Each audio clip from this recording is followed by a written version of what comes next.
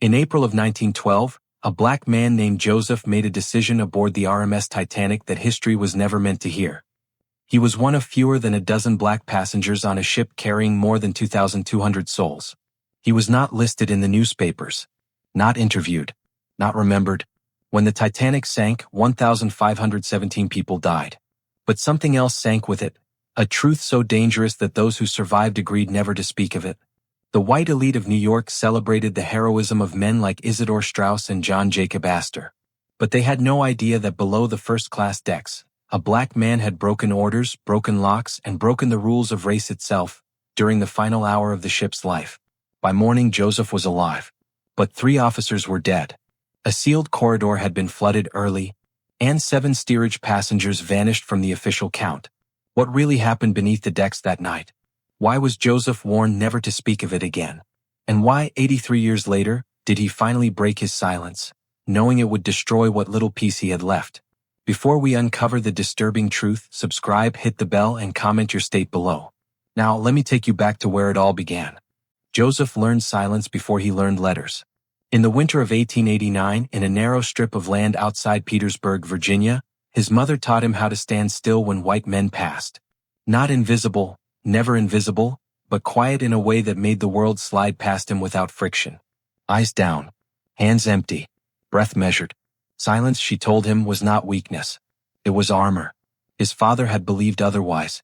Isaac Joseph had been a porter on the Richmond rail line, a man who spoke too plainly and stood too straight for the year he lived in. In 1894, after a dispute with a conductor over a missing crate, Isaac had been taken off the train at a rural stop Joseph never learned the name of. He did not come home that night, or the next, or ever. No body, no trial, no explanation. What Joseph did not know then, but would understand much later, was that his father's name had been quietly removed from the company ledger before the sun rose the following morning. Men could vanish cleanly in America. Paper helped. By the time Joseph turned 12, he understood the rules well enough to survive them. He worked where he was told. He spoke when spoken to. And when the world bruised him, as it often did, he learned to keep the pain inside where it could not be used against him. He grew into a tall man, broad-shouldered, careful with his movements. People noticed him even when they pretended not to. That was the danger of size. A large black man frightened white imaginations even when he stood perfectly still. By 1912, Joseph was 31 years old and had buried more men than he could count. Some were kin. Some were strangers. Some were simply names whispered and never spoken again. He had worked docks in Norfolk, freight yards in Baltimore, kitchens where he was never allowed to taste the food he prepared.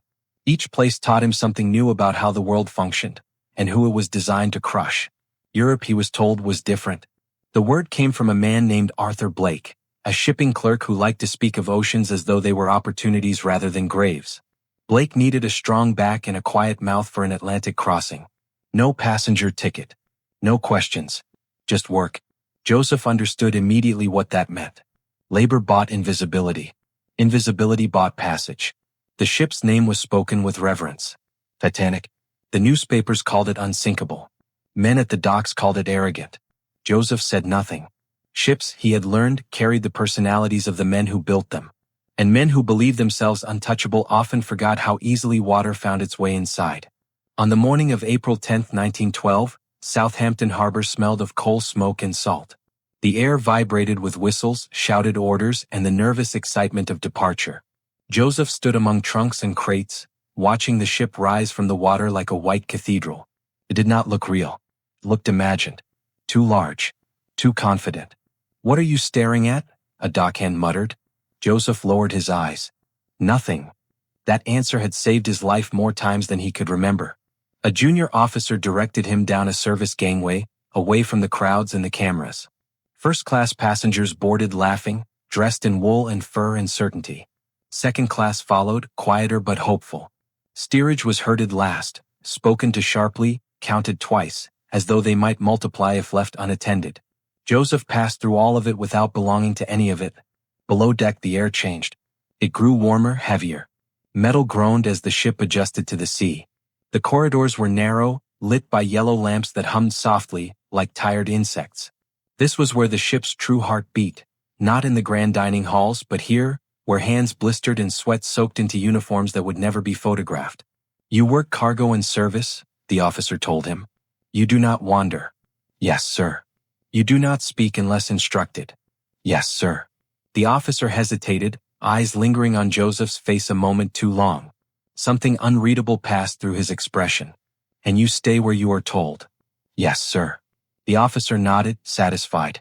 Rules were comforting things to men who believed they would never need to break them. That night, as the Titanic slipped into open water, Joseph lay on a narrow bunk and listened to the ship breathe. Pipes clanked. Water surged softly against steel. Somewhere above him, music drifted, violins, laughter, the sound of a world celebrating itself. Joseph stared into the darkness and thought of his father standing on a nameless platform, refusing to lower his eyes. It was the last peaceful night Joseph would know for many years. None of them, neither the men sipping brandy above nor the officers reviewing procedures below, understood what kind of test the ocean was preparing. And Joseph, who had survived so much by staying silent, did not yet know that before this journey ended, silence would become a choice he could no longer afford. It was not the first ship where he learned men could disappear, but it would be the one where he decided who would not. By the second day at sea, Joseph learned the ship's moods. In the early morning, when the boilers were fed and the engines stretched awake, the Titanic shuddered like a living thing pulled from uneasy sleep. Metal rang softly. Steam hissed through veins of pipe. The decks vibrated underfoot, a constant reminder that thousands of tons of iron were moving only because men below kept feeding fire to hunger. Joseph worked where sound never stopped. He hauled crates of linen and porcelain through service corridors that twisted like intestines. He scrubbed grease from steel surfaces already blackened again by noon. He carried messages that were never meant for him to read, though he read them anyway. A man who could not read his surroundings did not last long. The rules revealed themselves quickly. Above deck, voices softened. Orders were requests.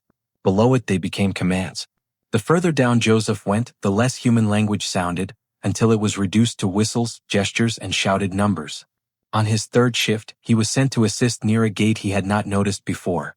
It stood at the end of a corridor marked only with a painted letter and a brass sign that read temporary measure.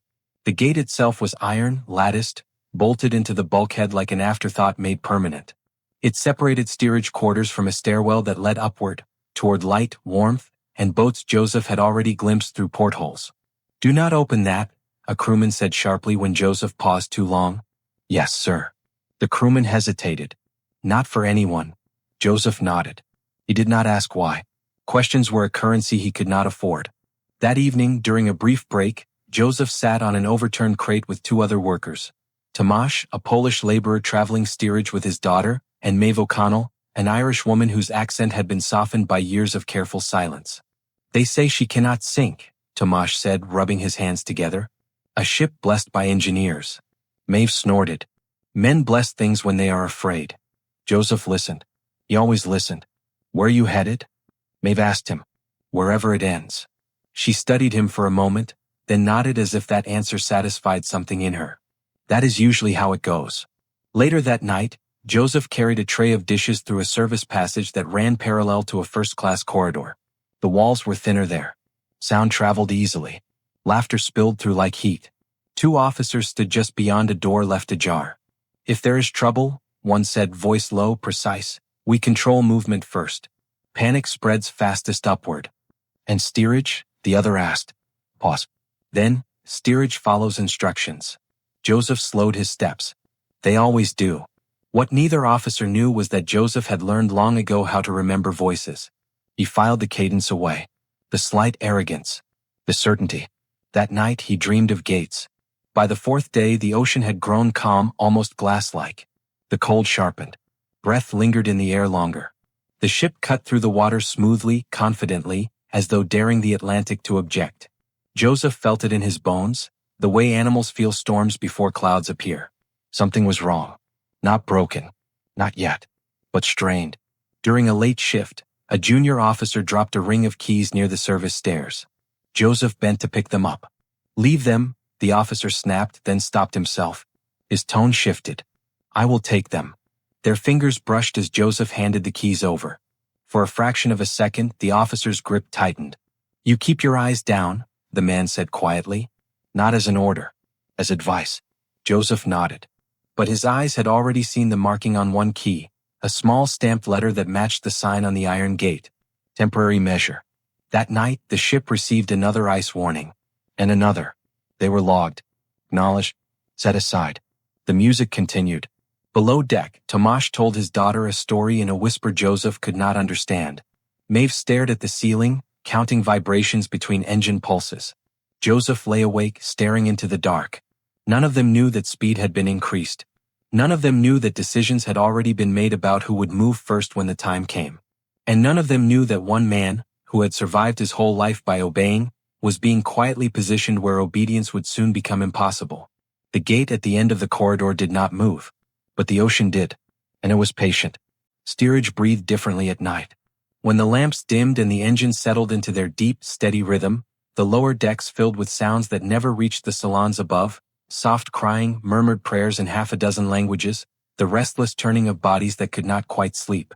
The air was thick with boiled cabbage, damp wool, and the faint metallic tang that seeped from the ship's bones. Joseph moved through it like a shadow that had learned where not to fall. He was assigned to check compartments along F deck after midnight, a task given to men who did not ask why. He carried a lantern and a ledger, though he knew the ledger mattered more than the light. Names were the ship's true cargo. Names were what survived. In one compartment, Tomasz sat awake, boots still on, his daughter Zofia curled against his side. He looked up as Joseph passed. Cold, Tomasz said quietly, tapping the metal wall. Colder every night. Joseph nodded. Water remembers winter. Tomasz smiled faintly as if that made sense. You talk like my grandfather. Old men learn what young men ignore. Zofia stirred, eyes opening. She stared at Joseph without fear. Children did that sometimes. They had not yet learned what they were expected to see. Is it true, she asked, that America has streets made of gold? Joseph considered the question. Considered how many men he had buried for believing in such things. No, he said gently. But there is work. She accepted that answer the way children accept truths that disappoint but do not yet destroy. Further down the corridor, Maeve leaned against a bulkhead, arms crossed tightly over her chest. You feel it too, she said without preamble. The cold? The waiting. Joseph did not answer. He did not need to. They say we will be in New York soon, she continued, as if arrival is a guarantee. It never is. She watched him, eyes sharp. You are not like the others. Joseph met her gaze. Neither are you. She laughed softly, then grew serious again. If something happens. It will. The word slipped out before Joseph could stop it. Maeve did not flinch. If something happens, she said carefully, they will not choose us. Joseph thought of the iron gate, the key ring, the officer's advice. No, he said. They will not. Later that night, as Joseph recorded routine checks he knew no one would read, he heard footsteps that did not belong to steerage. Measured. Confident. He stepped back into a shadowed alcove as two officers passed, their voices low. We lock them in if needed, one said. And if they panic? They always panic. Joseph closed his ledger slowly. What about crew below? The second officer asked. Pause. Collateral. They moved on, boots echoing. Joseph stood very still, heart hammering against his ribs. He had heard many things in his life. Threats. Orders. Lies spoken as truths. But there was something final in the word collateral that made his stomach tighten. He returned to his bunk near dawn, sleep coming in fragments. In one dream, he stood at a gate that opened onto nothing but water. In another, his father stood on a platform, eyes raised, refusing to move. By the fifth day, the cold had become undeniable. Frost edged the portholes. Breath fogged the air. The ocean lay flat and dark, a deceptive calm that fooled even seasoned sailors. Joseph was moving crates near the mail room when a junior wireless operator rushed past, face pale. Ice ahead, the man muttered to no one in particular. Joseph watched him go, then glanced toward the service stairs. An officer stood there, blocking the way, expression unreadable. That evening, the ship slowed briefly, then resumed speed. Dinner passed. Music swelled. Laughter rang. Below, a woman began to scream in her sleep and could not stop. Joseph rose from his bunk and walked the corridor, offering quiet words where he could. When he reached the iron gate, he stopped. The waterline marked beside it, a thin chalk line drawn by someone long before, caught his eye. He knelt, touched it. It was higher than it had been the day before. What he did not know was that above them, decisions were being justified with statistics and assurances. That risk was being measured against reputation. That speed was being weighed against fear. Joseph stood and rested his forehead briefly against the cold iron. Silence had always saved him. But silence, he realized, was also a kind of permission. The ocean pressed closer, patient as ever. And somewhere deep within the ship, something had already begun to give. By the afternoon of April 14th, the ship had settled into a peculiar confidence, the kind that grew from repetition rather than certainty. The sea lay so calm it seemed polished, a black mirror broken only by the ship's wake. Even the wind had withdrawn as though waiting. Joseph felt the change before anyone named it. Orders came faster now, clipped and precise. Doors that had been propped open were shut and checked twice. A roster was posted near the service stairs, its ink still wet, listing assignments in the event of irregular conditions. Joseph's name appeared where he had not been before, below, always below. He read it once, then again. What does irregular mean? Tomasz asked when Joseph mentioned it in passing. It means someone is afraid but does not wish to say so. Tomasz nodded, then glanced down the corridor. My daughter. I know. The afternoon wore on. Joseph was sent to assist with moving supplies closer to the lower stairwells, blankets and tins of biscuits stacked neatly against bulkheads. Preparedness, they called it. He noticed where the stack stopped, never beyond the iron gate, never into the narrow stretch where steerage families slept. Near dusk, Joseph carried a message to a petty officer whose face he recognized from the corridor conversations. The man took the paper, scanned it, then looked up. You are the one who keeps the ledger, he said. Yes, sir. You read well? Joseph hesitated the smallest fraction of a second. Enough. The officer studied him, then leaned closer. If instructions change tonight, you will follow them. Exactly. Yes, sir. The officer's voice dropped. Lives depend on order. Joseph thought of his father, of the platform, of order. Yes, sir. Dinner brought a false warmth to the lower decks. Someone played a fiddle badly. Children laughed, shrill and bright. For a moment, it felt possible to believe in arrival. In streets of gold, or, failing that, streets where no one knew your name. May found Joseph near the bulkhead by the gate. They are nervous above, she said quietly. You can hear it in how the plates rattle. Joseph followed her gaze to the iron lattice. They always are. No, she said. This is different. A crewman passed, eyes sharp, then slowed. You too. Keep moving. They obeyed. Later, as the light faded, Joseph was summoned to the mail room. Sacks were stacked high, the smell of paper and ink heavy in the air. A senior officer stood with a junior beside him, a map spread on a crate. Speed remains constant, the senior said. We maintain course. And if visibility worsens? We do not alarm passengers unnecessarily. Joseph stood to one side, waiting to be dismissed. The junior officer cleared his throat. Sir, there are concerns about the lower gates. The senior's jaw tightened. They remain closed unless ordered otherwise. Yes, sir. Joseph felt the words settle like stones. He was dismissed and sent back below.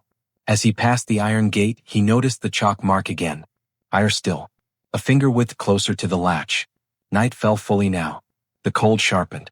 Breath hung in the corridors. Somewhere above, a violin began a waltz. The sound filtered down, thin and fragile. Joseph checked on Tomasz and Zofia. Tomasz had wrapped his coat around her twice. She says the walls are sweating, he whispered. Joseph touched the metal. It was colder than before. Wet too, though no water ran. Maeve stood near her bunk, packing and unpacking the same small bag. If they tell us to wait, she said, we will wait. That is what they expect. And if they do not tell us anything? Joseph asked. She met his eyes. Then we will still wait. That is how they win. A bell rang somewhere deep in the ship. Not an alarm. Just a signal, sharp and brief. Joseph moved instinctively toward the service stairs, and stopped. An officer blocked the way, hands clasped behind his back. Return to your assigned area. Yes, sir. The officer's gaze lingered. Remember what I said. Joseph turned away. At 11:30 p.m., the ship seemed to hold its breath. The engines hummed, steady and sure. The sea whispered against steel. Stars burned cold and close overhead, though Joseph could not see them. He stood by the gate again, lantern low. He imagined the corridor beyond filled with water, imagined the cries that would follow. He imagined doing nothing. What he did not know, what none of them knew, was that at that very moment, a lookout strained his eyes against the dark, and that a shape lay waiting ahead, pale and enormous, with no regard for rules. Joseph rested his hand on the iron lattice. Order, he thought, was a story men told themselves so they could sleep. The ocean did not believe in stories. And when it spoke, it would do so without mercy. The night air turned sharp enough to cut. Joseph felt it the moment he stepped into the corridor just before 11. The ship had entered a colder silence, one where even the engines sounded more distant, as if the ocean itself were listening. Frost feathered along the metal edges near the portholes. Somewhere far above, a laugh rang out too loudly and then died, swallowed by steel. He was carrying a bundle of folded blankets when he felt it, a faint tremor beneath his boots, not the steady pulse of motion he had learned to read, but something tighter, strained, like a muscle held too long. "Hold," a voice said. Joseph stopped. A junior officer emerged from a side passage, coat buttoned to the throat, breath misting. "You going where?" "Assigned storage, sir." The officer glanced at the blankets, then past Joseph, eyes lingering down the corridor toward the iron gate. "Leave them there." "Yes, sir." The officer hesitated, then leaned in, lowering his voice. "You ever been north this far?" "No, sir." "Water changes up here," the officer said. "Looks calm. Cuts deeper." Joseph nodded. The officer straightened, then added, almost as an afterthought, "If anything happens, you stay put until instructed." "Yes, sir." The officer walked away quickly, as though the conversation had unsettled him. Joseph stood for a moment, then set the blankets down exactly where he had been told. Order again. Always order. He continued his rounds. Steerage was quieter now, children finally asleep, adults whispering fears they pretended not to have.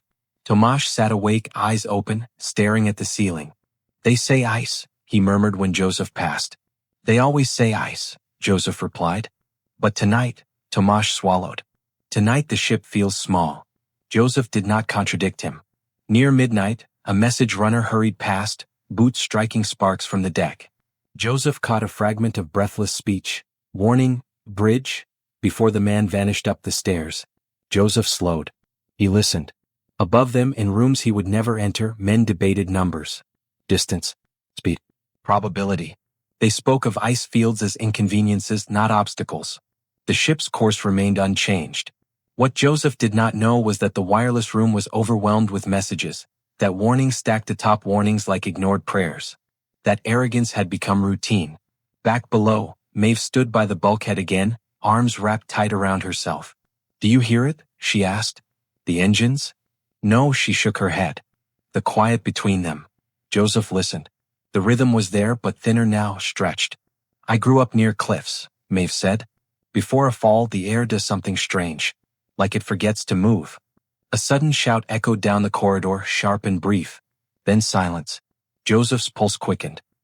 He moved toward the service stairs again, and again an officer appeared as if summoned by the thought. "Back," the man said. "Now." "Yes, sir."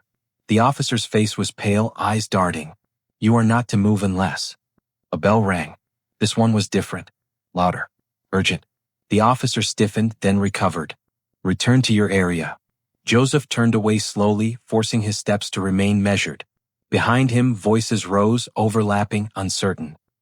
He reached the iron gate just as a faint vibration shivered through the metal beneath his hand. Not a jolt. A scrape. Long, relentless. The ship seemed to sigh. For a moment, nothing happened. No alarm. No rush of water. Just the engines, still turning, and the ocean sliding past as though nothing had changed. Joseph pressed his palm to the bulkhead. It felt colder. What? Then the floor tilted just enough to notice. Somewhere above, a voice laughed nervously. Probably nothing. Below, a woman gasped as a thin line of water crept along the edge of the deck, catching the lamplight. Joseph moved instinctively, kneeling to touch it. The water was so cold it burned. "Papa?" Zophia's voice trembled from behind him. Tomasz was on his feet now. "What is it?" Joseph stood. "Get your coats." "But..." "Now." Maeve appeared at his side. "They have not said anything." "They will," Joseph said. "But not soon enough." The water continued to spread, slow and deliberate, like a thing that knew it had time. An officer rushed past, then another, boots slipping slightly. Orders were shouted, then contradicted. Doors slammed. Somewhere, metal groaned under new strain. Joseph looked up the corridor toward the service stairs.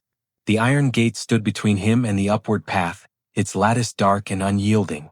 What he did not know, what none of them knew yet, was that above, the bridge had already decided to keep the truth contained. That panic was considered more dangerous than water. Joseph closed his eyes briefly. Silence had been his shield his whole life. But as the water reached his ankles, as the ship's slow, terrible wound began to open beneath him, he understood with a clarity that chilled him deeper than the sea ever could. Silence was no longer protection. It was a sentence, and someone was going to have to break it. The first alarm did not scream. It chimed.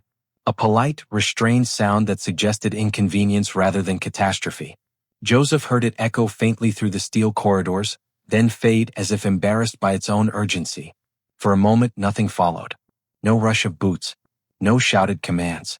Just the engines still turning and the water still advancing. Then the ship spoke again. A deeper groan rolled through the deck, long and low, the sound of metal being persuaded to fail. The lights flickered, steadied, then dimmed to a tired yellow.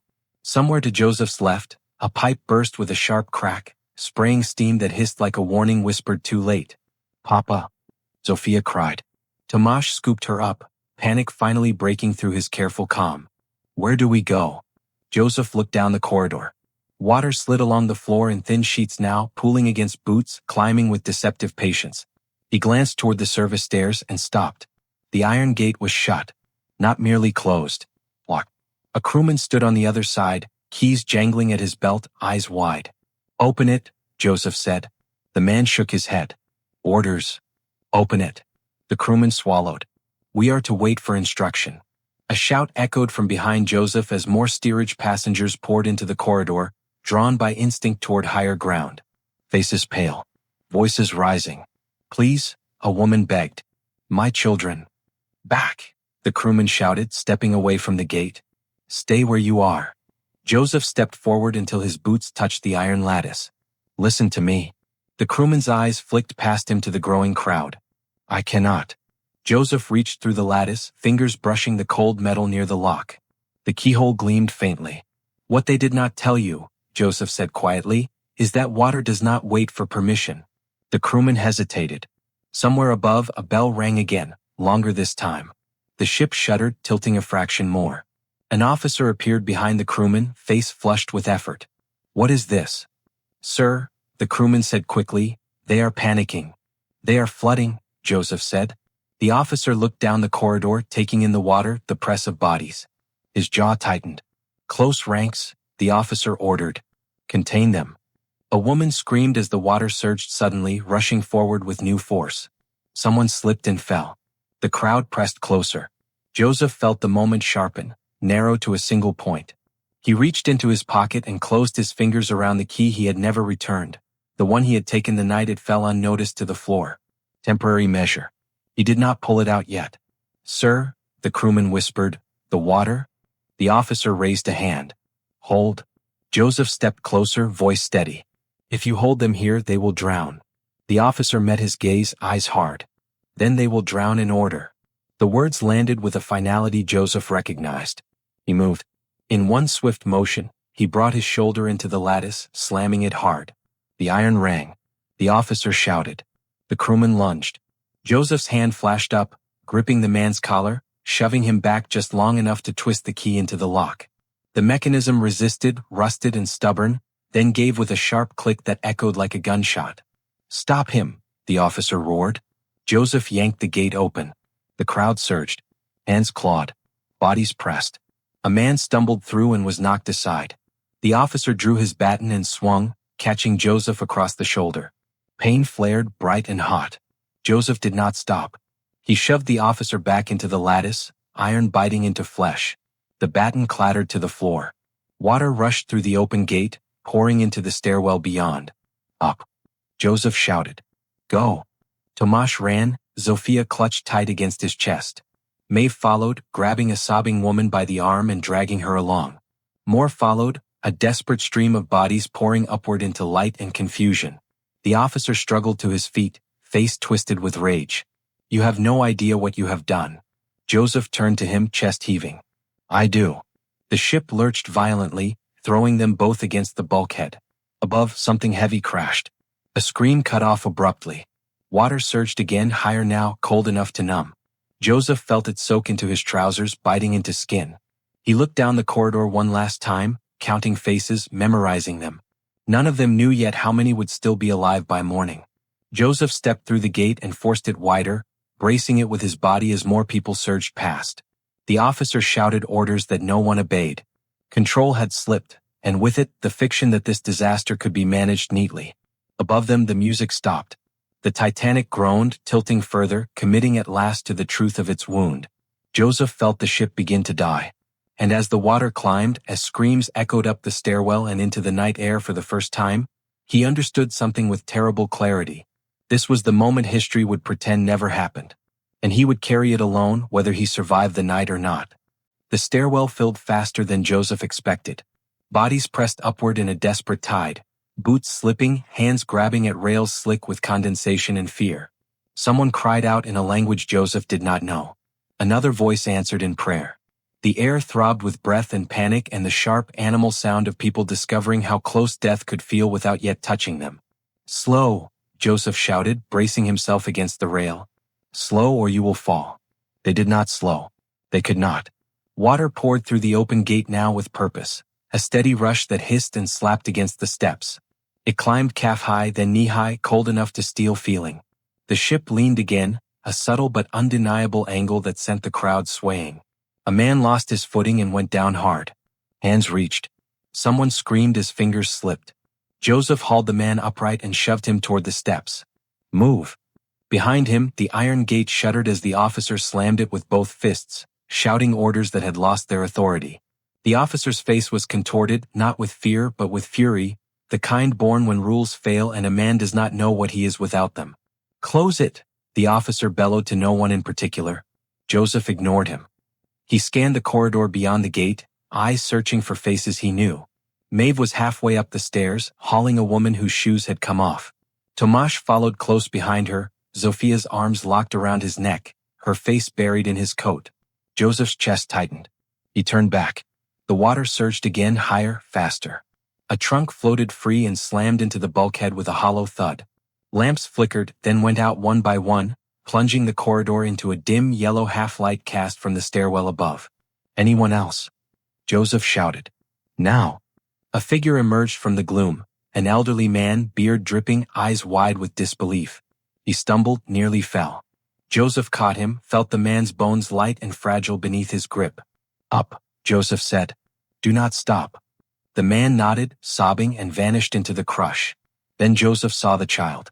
She stood alone near the far bulkhead, water at her thighs, clutching a doll whose painted eyes stared blankly at the rising dark. She was frozen, not with fear but with confusion, the kind that came when the world changed too quickly to understand. Joseph moved toward her just as the ship lurched violently. He lost his footing, slammed shoulder first into the wall, pain exploding through his arm. The water surged to his waist.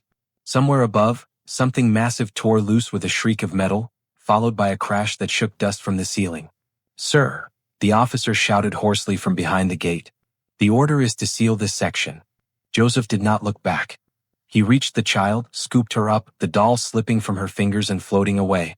She clung to his neck, sobbing now, breath hitching in sharp gasps. "Hold on," he said, though he did not know if she understood the words. "Do not let go." He turned back toward the stairwell. The water was chest-high now, dragging at his legs, pulling with a strength that surprised him. The ship tilted again, sharper this time, sending loose debris sliding past, crates, shoes, a chair that knocked painfully against his knee. Joseph fought forward, every step a labor. At the gate, the officer had drawn a pistol. "Stop," the man said, voice shaking. "You will not take another step." Joseph stared at the weapon, then at the officer's face. He saw not courage there, but terror dressed in authority. "If you fire," Joseph said calmly, "you will kill her first." The officer's eyes flicked to the child clinging to Joseph's neck. His hand trembled.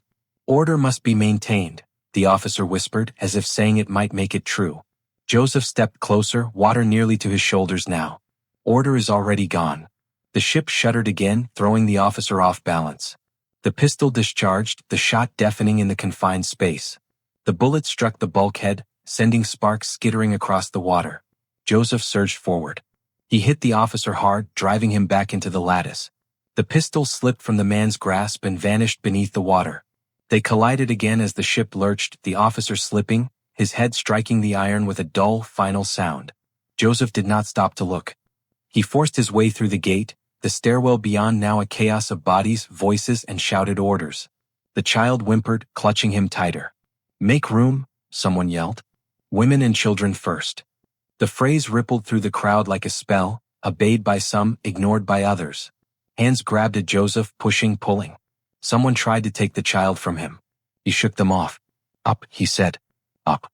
The water reached the base of the stairs, then climbed, stealing ground with relentless certainty. Joseph felt his strength draining, muscles burning, breath coming in ragged pulls. Above them the air grew colder, sharper. The smell changed from damp metal to open night. Joseph shoved the child into waiting arms at the top of the stairwell. She was taken, passed upward, swallowed by the press toward the deck. He turned back, scanning for any who remained. The corridor beyond the gate was gone now, swallowed entirely by black water. The lamps were out. The chalk line had vanished. What he did not know was how many he had saved, or how many he had doomed by breaking the rules that had kept others safe. All he knew was that the ship was dying faster now, and that if he did not move, if he hesitated even once more, the ocean would claim him where he stood. Joseph turned and climbed. The deck hit him like a slap. Cold air tore into Joseph's lungs as he emerged from the stairwell, the sudden openness disorienting after the press and darkness below. Night stretched vast and merciless overhead, stars sharp as broken glass. The ship's angle was unmistakable now, a slow, sickening list that made the horizon feel wrong, tilted as if the world itself had slipped. Chaos ruled. Crewmen shouted contradictory orders. Passengers surged and recoiled, a tide within a tide. Somewhere to Joseph's right, a lifeboat was being lowered, too quickly, ropes screeching as men struggled to keep it level. Women cried out. A man laughed hysterically and would not stop. Joseph scanned for familiar faces. Maeve stood near the rail, hair loose, knuckles white as she gripped the iron. Tomasz was there too, Zofia pressed tight against him, her face streaked with tears but alive. Relief hit Joseph so hard his knees nearly buckled. "You made it," Maeve said, disbelief threaded through the words. "For now." A whistle shrieked. "Women and children only," an officer barked, forcing back a cluster of men with the flat of his arm. Joseph watched the lifeboat being filled. There was space. More than they admitted. He saw it clearly, the gaps between bodies, the careful spacing that preserved dignity over survival. Maeve saw it too. "They are lying," she said. Joseph nodded. Tomasz stepped forward, clutching Zofia. "She can go." The officer hesitated, eyes flicking over Tomasz's clothes, his accent. Then he nodded sharply. "The child, yes." "And him?" Maeve asked. The officer's jaw tightened. "No men." Joseph met Tomasz's gaze. "Give her to me." Tomasz hesitated, then handed Zofia over, hands shaking. Joseph passed her to Maeve, who guided her toward the lifeboat. Tomasz grabbed Joseph's arm. "Please." Joseph leaned close. "Wait for my signal." The lifeboat began to descend. Too early. Too empty. Joseph stepped toward the officer. "There is room." The officer did not look at him. "Step back. You are wasting space." The officer turned, face flushed, eyes hard. "You will obey." Joseph glanced at the boat, already several feet below the rail. He saw Maeve's face, pale and furious, Zofia clinging to her coat. Joseph made a decision that would follow him the rest of his life. He reached for the officer's arm and shoved. The man stumbled, losing his grip on the rope. The lifeboat lurched, swinging violently. A scream tore through the air. Crewmen shouted, scrambling to regain control. "Stop him," someone yelled. Joseph moved fast, seizing the moment, grabbing Tomasz and hauling him forward. "Now." Tomasz did not hesitate. He ran, leaping as the boat swung close enough, hands grabbing the gunwale. Crewmen shouted, but momentum had shifted. Another man surged forward. Then another. The officer recovered, fury blazing. He drew his pistol, leveling it at Joseph. "You will answer for this." Joseph stared at the barrel, then past it, to the boat, now fuller, safer. To Zofia's face, eyes wide but alive. "Someone has to," Joseph said. The pistol wavered. A sudden, violent tilt threw them all sideways. The officer slammed into the rail, the pistol firing into the night. The shot vanished into the wind. "Lower away," a voice screamed. The lifeboat dropped, ropes screeching, then steadied, drifting away into darkness dotted with others like it, too few, too far apart. Joseph backed away as crewmen rushed in, shoving passengers back, reasserting control with brute force. An elbow caught Joseph in the ribs. Pain flared. He barely noticed. The ship groaned, a deep, tearing sound that rolled through her length. Somewhere below, glass shattered. Steam hissed. The lights flickered, then went out entirely, plunging the deck into starlit chaos. For a moment there was a stunned hush. Then the screaming began in earnest. Joseph moved with purpose now, guiding where he could, shouting directions, pulling people toward boats when openings appeared. He saw things he would never forget. A man slipping on ice and vanishing between deck and sea. A woman clinging to a railing as water surged over her boots. A child lifted, then lost in the crush. Time fractured. Minutes stretched and collapsed. The cold gnawed deeper, stealing strength, clarity. At the bow, water surged higher, waves washing across the deck.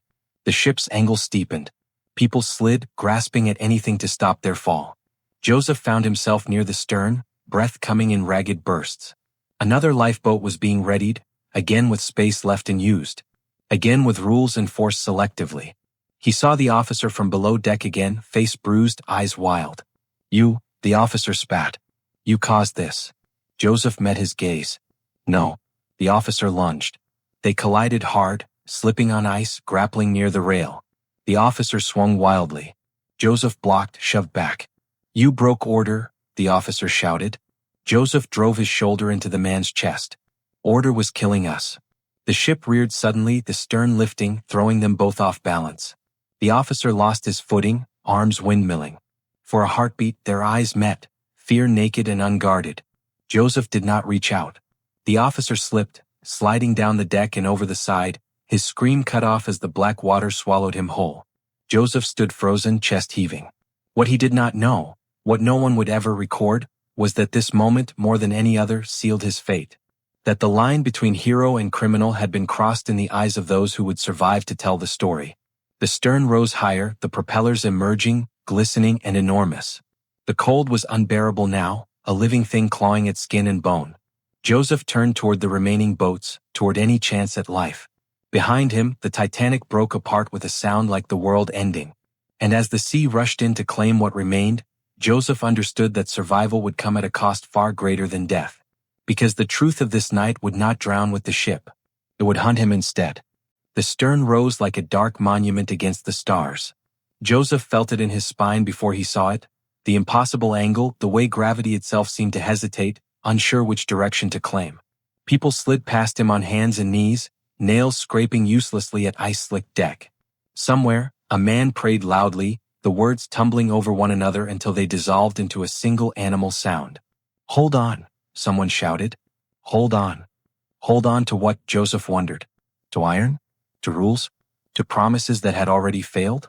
A wave swept across the deck, knee-high then waist-high, cold enough to steal breath.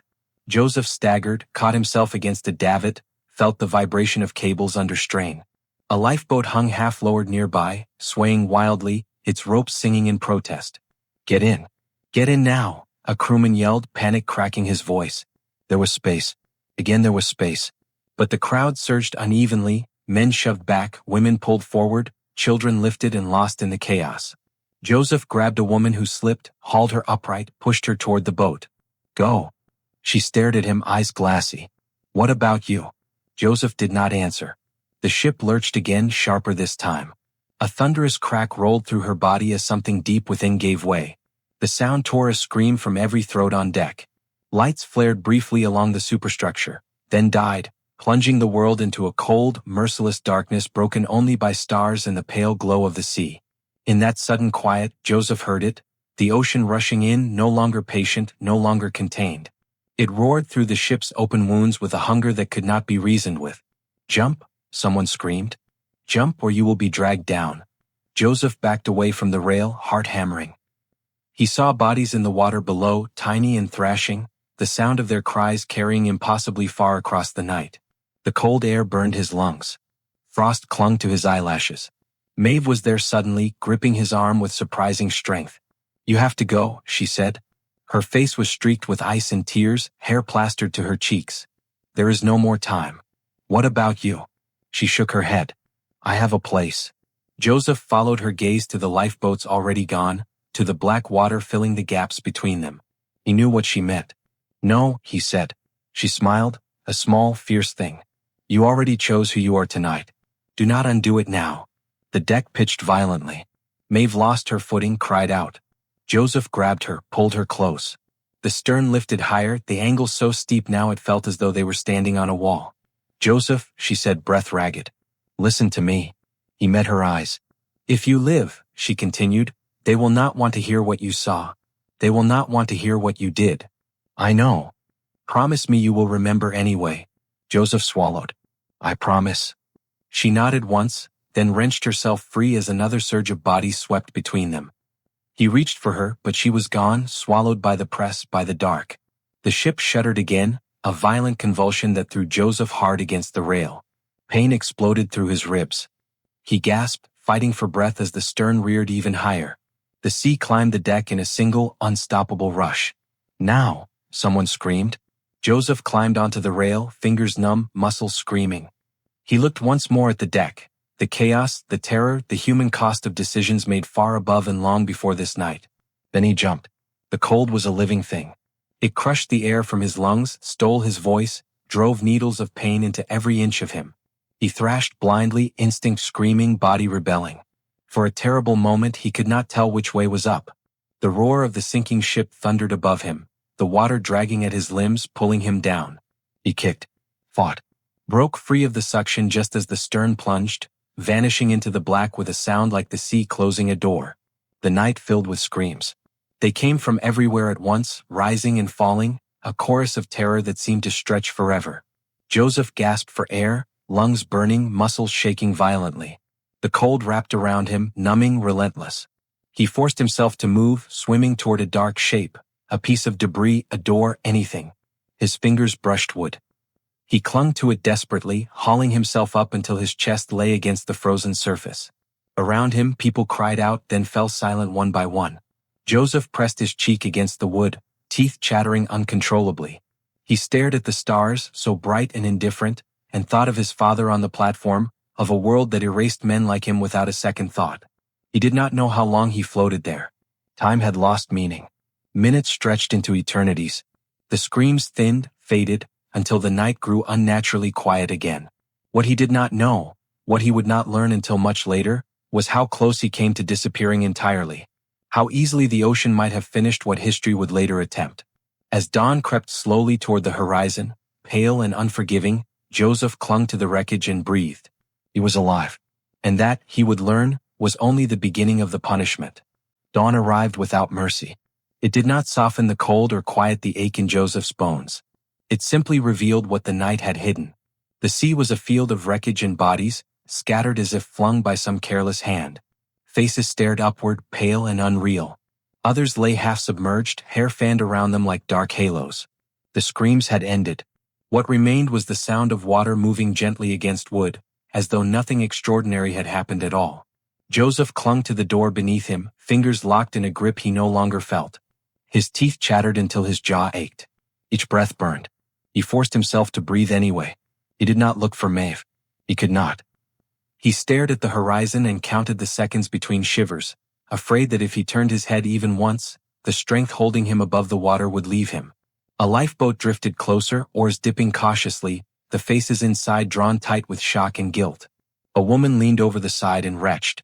A man stared straight ahead, eyes empty. Is anyone alive? A voice called, thin and uncertain. Joseph tried to speak. Nothing came out. He raised one hand instead. It shook violently. The boat edged nearer. Hands reached down, grasped his coat, his arms. Pain flared as they pulled him free of the door, his body protesting the sudden movement. Careful, someone said. He is frozen. Joseph collapsed into the bottom of the boat, muscles locking, breath coming in ragged gasps. The wood was slick with seawater and blood. He curled in on himself, shaking uncontrollably, vision narrowing to a tunnel of gray light. Above him, voices overlapped. How many did you see? Too many. Row. Keep rowing. As the boat pulled away from the field of death, Joseph lay silent, eyes open, mind racing.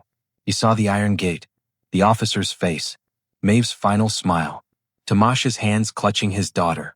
He replayed each moment with a clarity that made his chest ache. By the time the Carpathia appeared on the horizon, smoke trailing from her funnels like a promise and a threat combined, Joseph had stopped shaking. They hauled him aboard with the others, wrapped him in a blanket that did nothing to warm him. The deck of the rescue ship was chaos, survivors sobbing, calling names, staring into nothing. Crewmen moved among them with practiced urgency. A man knelt beside Joseph, checking his pulse. "He is alive," he said, surprised. Joseph closed his eyes. Later, he never knew how much later, two men came for him. They wore uniforms darker than the others, their faces composed, voices polite. They led him away from the crowd to a quieter corner of the ship, where the smell of oil and damp rope hung heavy. "You were working below deck," one said, not a question. "Yes, sir." "You opened a restricted gate." Joseph said nothing. The other man smiled faintly. There was confusion. Panic. Things done out of order. Joseph met his gaze. People would have drowned. The smile vanished. Many people did drown. Silence stretched between them. "You are fortunate," the first man said finally. "There are no formal charges. No witnesses willing to complicate matters." "And my name?" Joseph asked. The men exchanged a glance. "It will not appear where it does not belong." Joseph understood then what was being offered. Survival with conditions. "You will not speak of what happened below," the second man said. "Not to newspapers. Not to investigators. Not to anyone who might listen." "And if I do?" The first man's voice remained calm. "Then you will discover how easily a man can disappear, even after surviving the sea." Joseph thought of his father. Of ledgers altered before sunrise. "Yes, sir," he said. They left him there, wrapped in his useless blanket, the weight of the night settling heavier than any cold. Around him, stories were already forming, of heroism, of sacrifice, of orderly evacuation. The truth moved quietly away, unrecorded. When they reached New York, crowds gathered to greet the survivors. Names were called. Faces photographed. Joseph slipped through unnoticed, his borrowed coat hanging loose on his frame. He did not look back. Years passed. Joseph worked where he could, always careful, always quiet. He married once, briefly. The marriage did not survive his silences. He watched the world change in small, uneven ways, watched new tragedies rise and fall, watched the Titanic become legend. Sometimes at night he dreamed of iron gates and rising water. Sometimes he dreamed of Maeve standing on a deck of stars, smiling as though she had known all along how it would end. In 1995, an old man sat in a small room and agreed at last to speak. His hands shook as he told the story, voice low and steady, eyes fixed on a place far away. He did not name names. He did not ask forgiveness. He spoke because he was tired of carrying the weight alone. What history did with his words would never be entirely in his control. But for the first time in 83 years the silence broke. And the ocean, patient as ever, finally gave something back. Joseph finished speaking just as the light outside the window began to fade. The room was small, rented by the hour, its walls thin enough that he could hear traffic moving somewhere beyond them, ordinary sounds from an ordinary world that had never made room for what he carried. Across from him, the recorder sat untouched for a long moment, its reels spinning quietly as if reluctant to stop. The man who had asked the questions did not speak right away. Years later, he would admit that he had been afraid, not of Joseph, but of the responsibility that came with believing him. "You understand," the man finally said carefully, "that there is no record of this." Joseph nodded. There never was. No officer statements. No official report. No mention of a gate being opened below deck. Joseph's mouth twitched. Not quite a smile. Records are choices. The man swallowed. If this is published, it will be challenged. It should be. Silence filled the room again. Joseph's hands rested on his knees, dark and lined, still strong despite their tremor. These hands had hauled men from rising water. They had shoved open a gate that history preferred closed. They had let another man fall into the sea and had never stopped feeling the weight of that choice. "I did not save everyone," Joseph said quietly. "That matters." The interviewer leaned forward. "But you saved some." Joseph looked past him, eyes clouded. "Enough to be remembered by them. Not enough to be forgiven by myself." When the interview ended, Joseph walked out alone. No escort. No acknowledgement. The truth did not announce itself when it re-entered the world. It slipped in quietly, like water through a seam no one wanted to inspect. Joseph died 3 years later. There was no obituary worth reading. A short notice appeared in a local paper, misspelling his name, listing no survivors. He was buried under a stone that bore only dates and a cross he had never asked for. What happened to his story afterward depended on who was listening. Some dismissed it as exaggeration. Others called it bitterness. A few historians argued quietly in footnotes, pointing to inconsistencies in deck plans, to survivor accounts that never quite lined up, to the unexplained absence of certain steerage passengers who should have been counted. No official revision was ever made. The Titanic remained a story of grandeur and hubris, of wealthy men and noble sacrifice, of an orderly disaster made tragic by fate rather than choice. The gates below deck remained temporary measures. The officer who fell was never named. The people Joseph pushed through the opening were never tallied. And yet, in family stories passed down through accents softened by time, in names that appeared in America where none should have survived to place them there, Joseph's shadow lingered.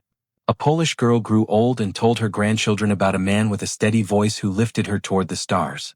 A woman with an Irish lilt remembered hands that shoved her into a boat she had not been meant to enter. History did not forgive Joseph, but memory did. What he did not know, what he could never have known, was that someday, long after the iron had rusted and the ocean had settled its claim, people would listen differently. That they would question who had been allowed to live, and who had been expected to wait quietly below. The gate he opened was never closed again. Not really. Because once a silence is broken, it does not return to its original shape. So what do you think Joseph should have done that night? Was silence survival, or was breaking it the only moral choice left? Leave your thoughts in the comments below. If you want more dark historical mysteries like this, stories buried not because they were untrue but because they were inconvenient, subscribe to Chronicles of Shadows. Hit the notification bell so you never miss a story, and share this video with someone who believes history is more than what survived on paper. These stories were erased for a reason. These voices deserve to be heard. See you in the next chapter of the past.